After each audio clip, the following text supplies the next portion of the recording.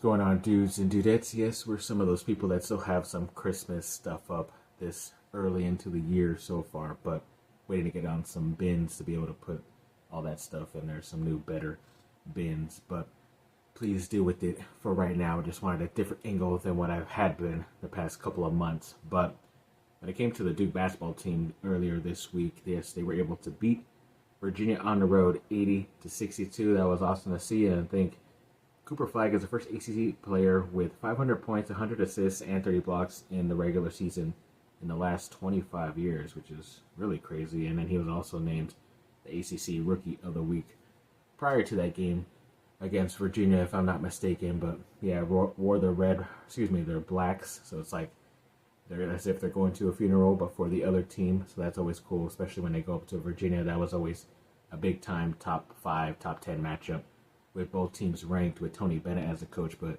he's not there anymore, sadly, and a lot of those guys left, so I was not that worried about Duke getting this victory. I will be a little bit more worried to see how they do today as you're watching this on Saturday against Illinois in Madison Square Garden. They always save like a big-time matchup for any out-of-conference team in Madison Square Garden or in Brooklyn, anywhere like that in New York, so the Duke family travels, so hopefully they're there to support them. But yeah, it's going to be a big-time game because I know USC earlier this year was able to beat them on the men's side, and I believe even the women's USC team goes over to Champaign this weekend on Sunday to play against Illinois. So we'll see if we can sweep them this weekend for both my schools, but we'll have to wait and see. And then, yes, the Lakers got a victory this week against the Portland Trail Blazers on the road, 110-102.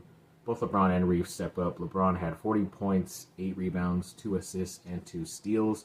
Reeves had 32 points, 7 rebounds, 2 steals, and 2 blocks, if I'm not mistaken. That's how those stats read out. But, yeah, no Luka in this back-to-back. Yes, they lost that first game, returning from the All-Star weekend like the day before at home against Charlotte, which is one of the worst, if not the worst, Eastern Conference team, and yet they still lost to them, which sucked. But luckily, they were able to get that victory, like I said, on the road against a Western Conference team, and they have a big-time matchup still on the road at Denver this Saturday night on primetime ABC against the Denver Nuggets. So hoping Luka plays in that game as well as LeBron. He's been kind of healthy, even though he didn't play in the All-Star game because of his ankle for some reason, but now he's played back-to-back games for the Lakers, and like I said, hopefully he will be healthy with that sore ankle Saturday night as you're watching this. But yeah, hoping for some pretty good victories this weekend for my teams to talk about early next week, and if not, then you won't hear anything about it. But the Chargers did make a pretty nice move already with one of their free agents in-house. They did re-sign Elijah Molden. They actually extended him to like a 3-year, $18.25 million contract. He gets like $13.5 million guaranteed in there, which is really good, and he came off a great year. He had a career-high 3 interceptions and 2 fumble recoveries, and he was a guy that they traded for kind of like during the preseason from Tennessee. They gave up, like a 6-7 round pick, and then he was one of their top defensive players when he was healthy. So, yeah, he definitely deserved this contract. It's still pretty team-friendly, in my opinion, so I'm pretty sure they did not eat up too much into that free agency money, that salary cap, so hopefully they'll be able to make some more bigger moves coming up. But I think even it's been like pretty much more official that Joey Bosa is going to be let go instead of traded pretty much right before free agency starts next month. So that's going to save them about $25 million,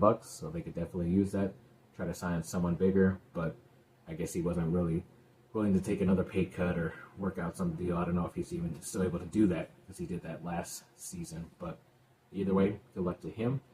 And then when it came to finding out who they're going to be playing, at least week 1, they don't know officially, but they know they will be playing in Brazil Friday, September 5th. So that's going to be pretty interesting. I know at least one of those teams that played there for the first time last year, the Eagles, when they were facing against Green Bay, they at least made it to the Super Bowl and won. So maybe whoever the Chargers play, we'll see if either of them end up going to the Super Bowl and winning. But yeah, it's probably going to be a tough matchup too, like either Houston or Washington, because a lot of they're not able to play a divisional opponent, and a lot of those other teams that they're facing on their schedule are going to other international games. You usually don't play multiple unless you're like Jacksonville, who's more on the the East Coast in that time zone. They usually put them in London at least twice is what it seems like. But either way, looking forward to seeing who they end up playing. And then the Duke account put out a bunch of stats about their guys. They said 46% of former college players averaging 18 points per game, 5 rebounds, and 5 assists played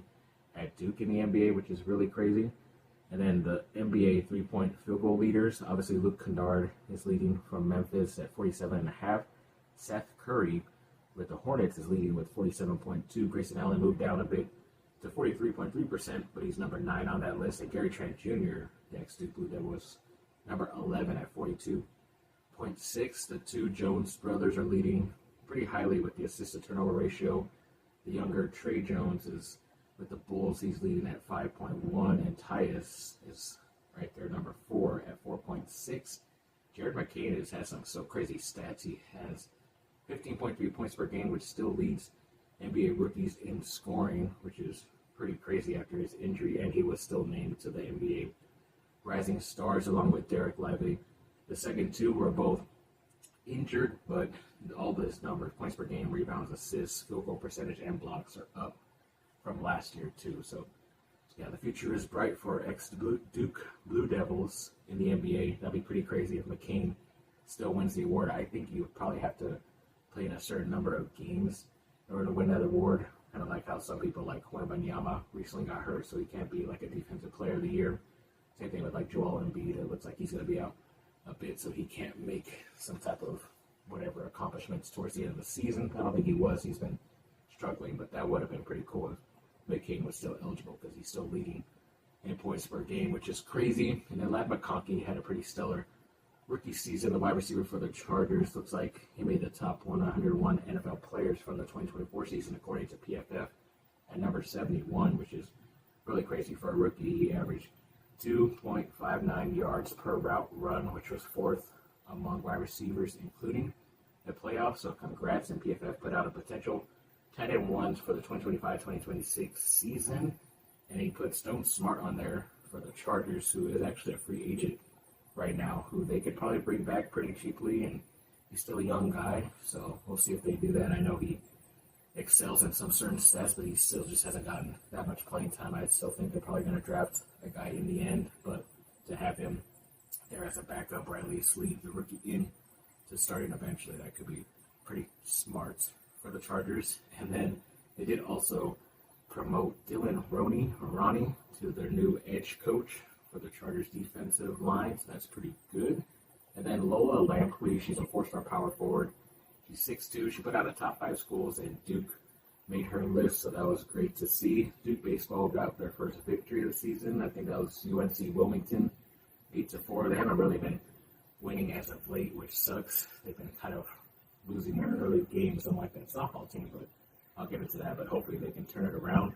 Once again, Chandler Rivers is like the number 40th player when it comes to PFF College 101 top 100 players from last season, and yet, like I always said, for some reason he still returned. I thought he could have been a top half drafted guy, but he wanted to return, so I guess that is Duke's benefit, which I'm hoping for the defense.